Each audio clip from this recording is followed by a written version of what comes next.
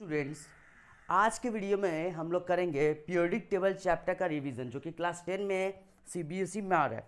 तो first of all हम लोग बोलेंगे कि एलिमेंट्स जो डिस्कवर्ड हुए हैं, पहले तो इतने एलिमेंट्स डिस्कवर्ड नहीं हुए थे ना, पहले थोड़े हुए, फिर थोड़ा ज़्यादा, फिर करते करते आज 118 एलिमेंट्स हुए हैं।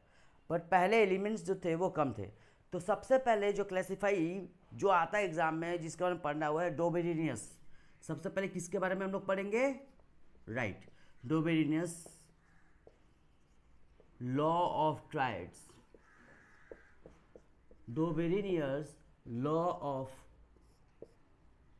ट्राइड्स। तो पहले डोबेरिनियस लॉ ऑफ ट्राइड्स के हिसाब से क्या हुआ कि इन्होंने तीन एलिमेंट को लिया और ऐसे किया कि तीनों एलिमेंट जो है, जैसे लिथियम, सोडियम और पोटेशियम, तो तीनों का जो एटॉमिक मास है वो इस तरह से लेंगे। अगर हम ये 7, ये 23 और ये 39, तो डोबेरिनियस लॉ ऑफ ट्राइड्स क्या करता है कि जो फर्स्ट एलिमेंट है और थर्ड एलिमेंट, इस दोनों का मास लेंगे। तो इस दोनों का मास कितना होगा? 7 + 39।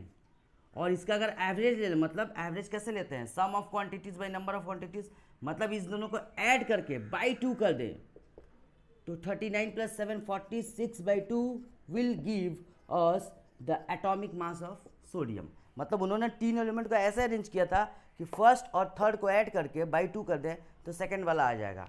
तो ये था डोबेरिनियस लॉ ऑफ ट्राइड्स। बट ये फेल क्यों हुआ? क्योंकि उन्होंने सारे एलिमेंट्स को उन्होंने इस में अरेंज करके नहीं दिखाया और उन्होंने सिर्फ 3 ट्राइड्स बनाया। अब समझिए कि 63 एलिमेंट्स डिस्कवर होता ऑलमोस्ट, तो उन्होंने सिर्फ 3 ट्राइड्स बनाया। तो आउट ऑफ 63 एलिमेंट हम सिर्फ 3 ही ट्राइड्स बनाए, 9 एलिमेंट के बारे में बताया, तो कैसे होगा? ऊपर से ये हायर एलिमेंट्स जो थे, जिनके एटॉमिक मासेस हायर थे, उनके लिए ये एप्लीकेबल ही नहीं थे। सो इसीलिए क्या हो गया? डिस्कार्डेड हो गया। इसीलिए क्या हो गया? डिस्कार्डेड हो गया। उसके बाद इनके बाद आए न्यूलैंड। अब न्यूलैंड को क्या था? म्यूजिक से बहुत उन्हें लगाव था। ओके, अब म्यूजिक से लगाव था तो उन्होंने म्यूजिक से लगा दिया इसको, किसको? पीरियोडिक टेबल को। मतलब उन्होंने क्या बोला कि every 8th element is the repetition of the first element. जैसे म्यूजिक में होता है ना, सारा गा मा पा धा नी सा, तो सा से शुरू हुआ और सा से ही खत्म, मतलब सा से शुरू, सा रे गा मा पा धा नी सा। वैसे एलिमेंट पहला 1 2 3 4 5 6 7 8, तो पहला एलिमेंट 1 2 3 4 5 6 7 8, तो पहला एलिमेंट और 8th एलिमेंट दोनों ही क्या था? सेम। पहला और 8th एलिमेंट दोनों का प्रॉपर्टी क्या था? सेम। उस हिसाब से न्यूलैंड ने न्यूलैंड्स लॉ ऑफ ऑक्टेव्स बनाया। न्यूलैंड ने क्या बनाया? इसको ए लिखते हैं, फिर बनाया न्यूलैंड्स लॉ ऑफ ऑक्टेव्स।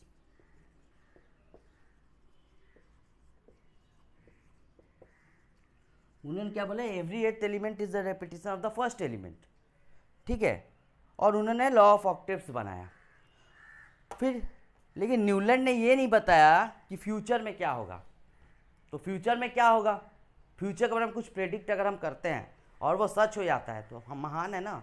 आज हम लोग कुछ बोले कि फ्यूचर में ये होगा, ऐसा होगा, और वो प्रेडिक्शन अगर सही हो जाए, इसका मतलब वो सही चीज़ है। तो न्यूलैंड के बाद जो महान साइंटिस्ट आए, जिनके ऊपर ये चैप्टर लिखा हुआ है, that great scientist was none other than Mendeleev. तो Mendeleev came and Mendeleev made a periodic table. What Mendeleev made? He made a periodic table. That is called Mendeleev's periodic table. तो Mendeleev ने क्या किया? एक law बनाया। क्या law बनाया? कि the physical and chemical properties of elements are the periodic function of their element, are the periodic function of the atomic masses, sorry. The physical and chemical properties of elements, the physical and chemical properties of elements are the periodic function of their atomic masses.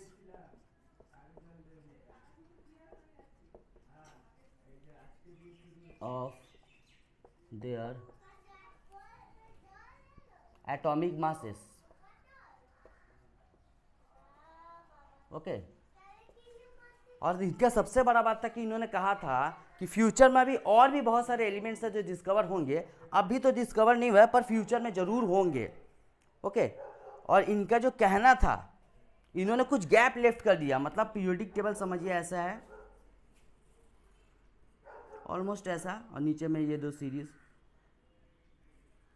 कहीं कहीं पे इन्होंने gap left किया था और बताया था कि इस गैप में फ्यूचर का कोई एलिमेंट आएगा जो फिट हो पाएगा, और ऐसा ही हुआ, कुछ एलिमेंट डिस्कवर्ड हुए और जो गैप लेफ्ट किए थे मेंडेलिफ ने, उसको आके वो किए। ये बहुत बड़ा अचीवमेंट है ना, कि अगर हम कहीं पे कोई गैप छोड़ दें कि कोई एलिमेंट आएगा और इसी गैप को फिल करेगा, ऐसा ही उसका प्रॉपर्टी होगा, और वो बात सच हो जाए, क्योंकि उन्होंने बहुत अच्छा से रिसर्च और स्टडी किया था, तो उन्हें लगा था कि फ्यूचर में ऐसा एलिमेंट आएगा जो इस गैप को फिलअप करेगा। तो ये था मेंडेलीफ का पीरियोडिक टेबल। लेकिन प्रॉब्लम क्या हुआ, ये भी थोड़ा डिफेक्टिव इसलिए था क्योंकि ये जो physical and chemical properties of element है, chemical properties of element at a periodic function of their atomic masses नहीं था, वो एक्चुअली क्या था, एटॉमिक नंबर। क्या था, एटॉमिक नंबर। और ये खाली मासेस की जगह नंबर लगा देने से क्या होता है, मॉडर्न पीरियोडिक टेबल, जो कि मोजली ने दिया। अब हमें ये पूछा जा सकता है कि कितने ग्रुप हैं, 18 ग्रुप्स है। कितने पीरियड्स है पीरियोडिक टेबल में, 7 पीरियड्स। तो देयर आर 7 पीरियड्स। हॉरिजॉन्टल जो रोज होता है उसे बोलते हैं पीरियड्स, तो 7 है, ग्रुप 18 है। तो ये हमने लिया, आप एक स्क्रीनशॉट ले सकते हैं इसका, और आप आराम से समझ सकते हैं कि ये पीरियोडिक टेबल के बारे में क्या है, थोड़ा सा आपको आइडिया हो जाएगा। बाकी आप बुक भी पढ़ें। Okay, I hope you understood this. Thank for watching this video.